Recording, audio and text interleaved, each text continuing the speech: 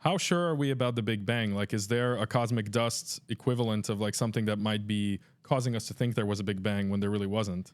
So for every theory, there's always a counterpoint. There's always somebody who doesn't believe in the theory, who will make their career, based on the quest to disprove the prevailing theory, to show that they're all idiots and that only they know the truth. And It's called Newton's third law. I think it's Clark's law. Clark said for every expert, there's an equal and opposite expert. And he's the namesake. He gave us the namesake of the podcast. So to answer your question, there are, I like to joke, there are members of the Flat Earth Society all over the globe, right? So there are people that believe it everywhere, right? There are people that don't believe the moon landing occurred. There are people that don't believe in evolution via natural selection and chromosomal heredity.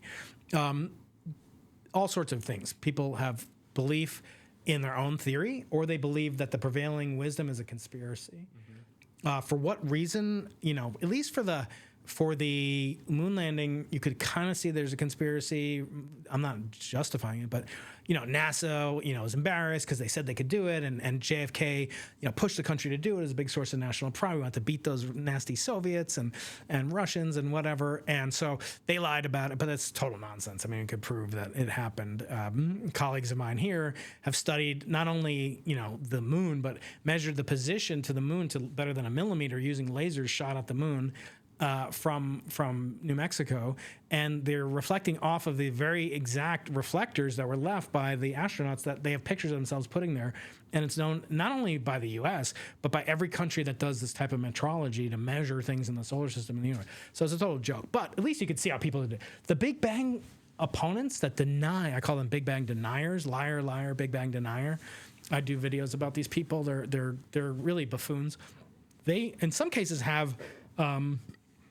They have ulterior motives that they are, in some cases, one guy is trying to build a very low energy neutron mediated fusion reactor in Pennsylvania somewhere. And he's always getting people to give donations. And the way that he does it, he makes a big case that the Big Bang never happened and that all of cosmology is a sham and a scam. It never happened. But actually, in this very office, the previous occupant of this office was named Jeffrey Burbidge. And he was an amazing astronomer, cosmologist, and he never believed in the Big Bang. And he was here for a very long time. The guy who came up with the name Big Bang, Fred Hoyle, didn't believe in the Big Bang. They believed in what's called the steady state universe, that the universe always existed and always would exist, and it was changing slowly. And the way that it got the behavior where we saw galaxies moving away is that there were pieces of helium and hydrogen that were created every year in the universe and only need a tiny amount to cause the universe to expand. So they went to their graves thinking that the Big Bang never happened. They didn't have the kind of violent antipathy that these other people do for some reason, that are really obsessed and hate things like the James Webb Space Telescope and hate NASA and hate cosmologists like me.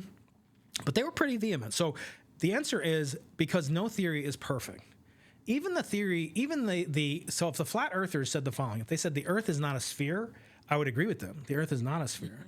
The Earth is what's called an oblate spheroid. It has a distortion because it was once molten and it's bulging at the equator, like some of us do as we get older, because it's rotating. So it has deviations in the spherical harmonics that are along the midplane of the Earth, and there are other deviations too. Plus Mount Everest and here in California we've got Death Valley. So there are variations. So it's not a perfect sphere. So that would be right, but they don't say that. They say the Earth is flat.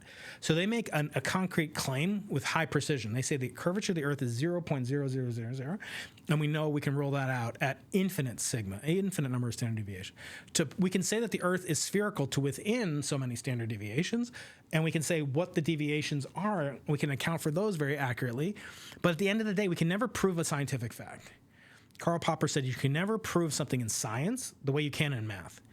You can prove 1 + 1 = 2, which is another thing people dispute online. I'm in a debate with this guy, Terrence Howard, about 1 × 1 = 2. He claims that. And, he's a brilliant, actor and everything else. But, I said, if they gave you one paycheck for, $1 million and then they gave you another paycheck for $1 million, would that not be $2 million, or would you expect I would more? want to do business with him. Right, exactly, right. So at the end of the day, there'll always be detractors, doubters, and so forth, but the onus is on them once you have enough preponderance of evidence to support a scientific claim. So we have really 3 or 4 different pieces of evidence that point to what we call the Big Bang. If you say the Big Bang is the origin of time, that's where we can start debating if that's true. But the Big Bang theory is really referring to the formation of the earliest elements, the lightest elements on the periodic table of the elements. I got a chart behind you over there, and the formation of the cosmic microwave background, the formation of the first stars, the first galaxies, first clusters of galaxies, and everything else that goes into them. And people always say, well, how can you guys talk about the Big Bang with such confidence if you don't know what 95% of the universe is made up of? We don't know what that's true. We don't know what dark energy is, and we don't know what dark matter is. We've never detected a particle of dark matter. We've never detected a quantum of dark energy. And lately, it's been as exciting as I can remember it's the second major paradigm shift that may be occurring. The first in my career, at least, was the discovery of the accelerated expansion of the universe in 1997. And then now, in the last year, there's evidence that the expansion of the universe is not caused by a cosmological constant. The acceleration is not caused by it, and may diminish and may eventually stop, perhaps. And so the cosmological constant has come under question. So that's a really exciting thing. None of that has to do with the other things that we test about the universe, namely the CMB. You can only have a CMB in a universe that once was hot, dense, and that's the context that we mean by the Big Bang.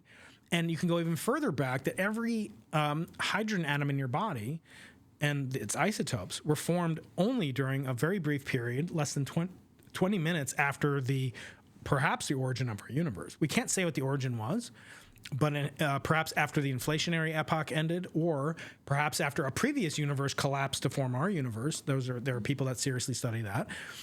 But there's no way that you can have consistency with that if you don't have a hot, dense phase of the universe where you effectively had an extremely high energy density, extremely low entropy in the early universe, and then the expansion that comes out of it. You don't need dark energy for any of that. Dark energy only starts to play a role about 4 or 5 billion years after the Big Bang, 4 to 7 billion years after the Big Bang. Dark matter, same, hundreds of thousands of years or to millions of years after the Big Bang.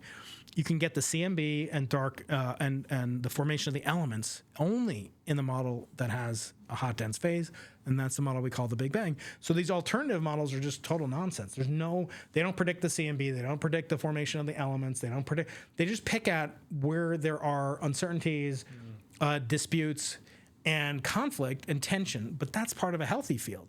When everyone believes the same thing, like the Earth is flat, that's kind of the last stage of that before you descend into complete and utter madness. And what's the strongest evidence for the Big Bang? Is it the expansion of the... I said there's three main pillars of the Big Bang. So there's the formation of the lightest elements in the periodic table. That's called primordial nucleosynthesis. If there wasn't like a hot moment, then those things would not have formed in the quantities that we see them. Yeah, the universe was a fusion reactor. Mm-hmm. The universe was a fusion reactor at every point in space and time in the extremely early universe for the first 20 minutes. After the first 20 minutes, almost nothing happened. Nothing happens until the formation of the first atoms. So the relics, I always like to think of cosmology as kind of like archaeology. They're fossils that we can study. When I look at you, I'm not seeing you instantaneously, right? Light travels 1 foot per nanosecond. You're 2 feet away. I see you 2 nanoseconds ago. Okay, not a big deal. We see the sun. The sun could have disappeared right now. We wouldn't know about it for 8.2 minutes, right? Same with the nearest star. Nearest star could have exploded 2 years ago. We won't find out for another 2.3 years. However, if we look back to the very beginning, we have fewer and fewer kinds of artifacts, relics, fossils from that period. But in the case of the Big Bang, there are 2 extremely high precision measurements that we've done. One is the CMB. The CMB is the relic radiation, the oldest light in the universe, the oldest fossils in the form of light. What did it come from? The fusion of a proton with an electron. We don't normally call it that, but that's what it is. Binding, or it's another way to say fusion. The equations that govern that tell us that process could not have occurred before the universe had cooled off to below the ionization temperature of hydrogen, more or less. There's some corrections, but so too, the hydrogen and helium in this water and its isotopes, deuterium, and I have heavy water in my lab. I'll show it to you guys. Heavy water, the isotopes of hydrogen, they cannot form. There, it's a fusion process too. Deuterium is the simplest of all nuclei. It's discovered by Harold Urey, who was a professor here. That's a fusion of a neutron with a proton. That cannot happen before the universe is cooled below about 1 billion Kelvin. Okay? That took a few seconds after the Big Bang, and it lasts until there are no more neutrons. Neutrons are unstable; they radioactively decay and beta decay unless they're combined with a proton.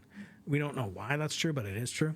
They'll decay after 880 seconds, and so if you don't make anything that needs neutrons, namely every other element on the periodic table has a neutron in, except for hydrogen, the isotope that we call protium. Everything else has a neutron. So all the neutrons that were produced in the Big Bang are bound up into the periodic table or bound up into things that were made in the Big Bang itself. That's a fossil. So that means you go down to the ocean, you scoop up some water, you say how much deuterium is in there. That will tell you exactly what the ratio was like, because you don't make deuterium anywhere else except for the Big Bang. So you often hear, oh, you were star stuff. Carl Sagan, we're star stuff. We're made of star. No, we're mostly made of hydrogen, and all the hydrogen was made during the Big Bang. So that's what we should think about. So it's the formation of the CMB, and it's the expansion of galaxies in the universe. Those three things point to a earlier, denser, hotter, a higher entropy state, at least in a higher energy state in the early universe. How that started is an open question. That's what we're trying to study.